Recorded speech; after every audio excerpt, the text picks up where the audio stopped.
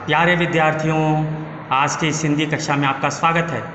आज हम कक्षा 8वीं व्याकरण के अंतर्गत वर्ण विचार पाठ का अभ्यास कार्य करेंगे। आप सबने वर्ण विचार को भली भांति समझ लिया होगा। जो नहीं समझ सके हैं तो इस वीडियो के डिस्क्रिप्शन में मैं वर्ण विचार से संबंधित लिंक दे रहा हूं।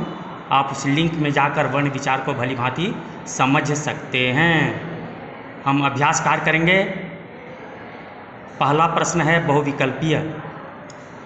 प्रश्न 1 के अंतर्गत 3 उपप्रश्न दिया गया है। प्रत्येक प्रश्न के उत्तर के रूप में 3 विकल्प दिया गया है। हमें सही विकल्प को चुनना है। प्रश्न 1 का क है, हिंदी में स्पर्श व्यंजनों की संख्या है।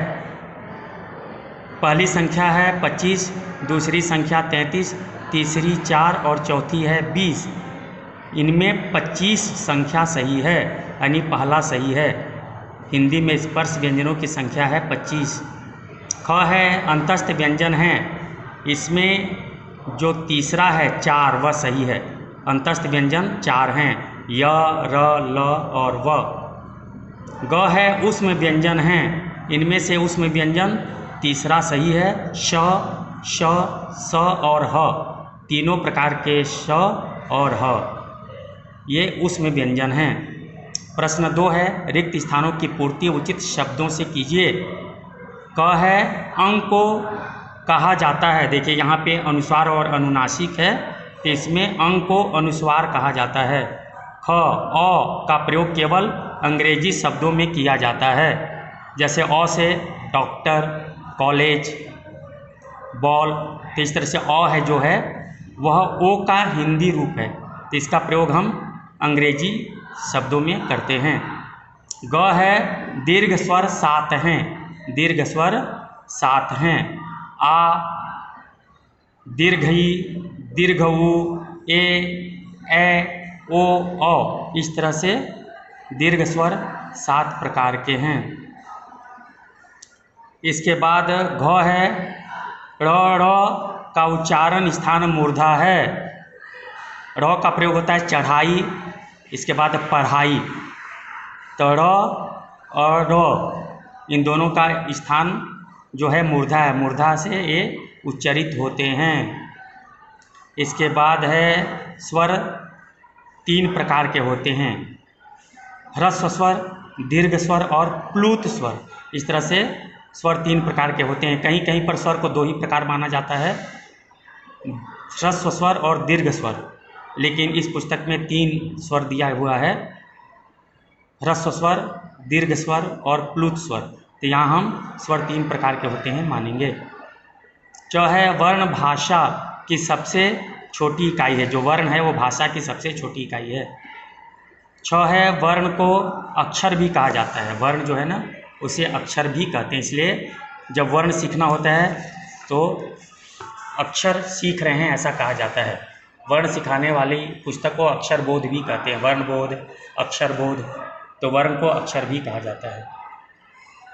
तीसरा प्रश्न है, निम्नलिखित कथनों में जो सही हो उसके आगे सही तथा जो गलत हो उसके आगे गलत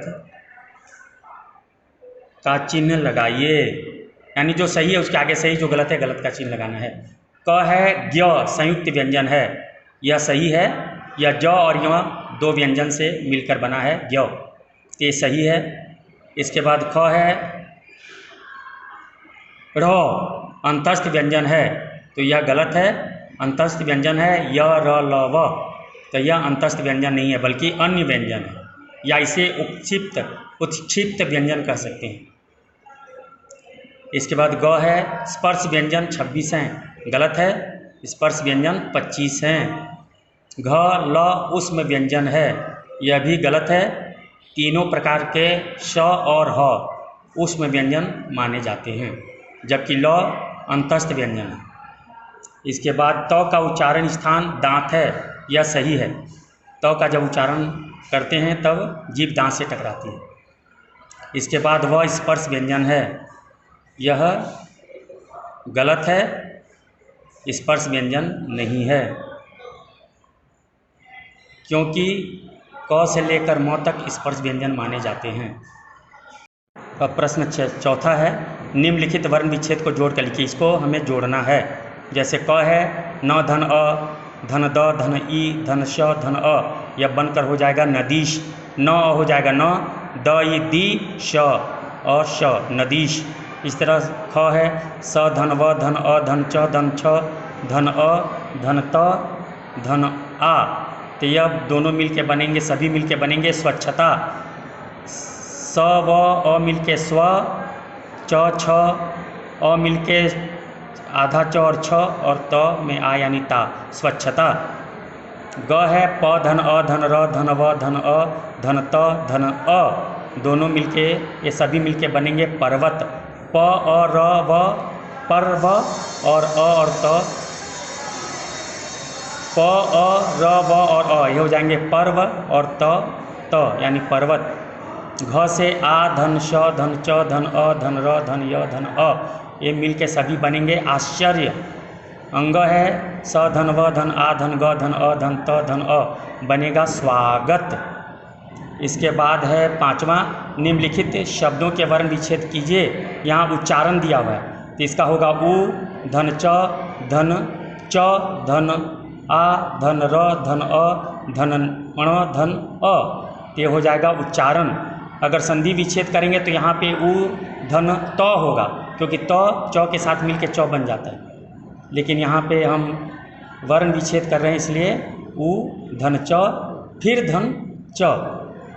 इसी प्रकार ख है आवृत्ति, यहाँ होगा आ, धन व, धन री, धन त, इसके बाद ई, छोटी ई, आवृत्ति। इसके बाद उपर्युक्त है उ, धन प, धन अ, धन र, धन य, धन उ, धन क, धन त, धन अ, हो जाएगा उपर्युक्त। इसके बाद है अनुगृहित।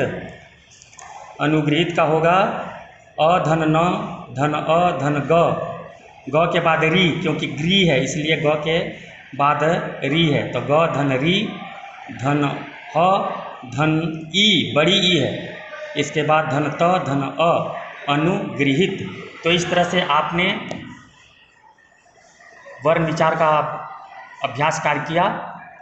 मुझे पूरा विश्वास है कि आप इसे भली भांति समझ गए होंगे। धन्यवाद।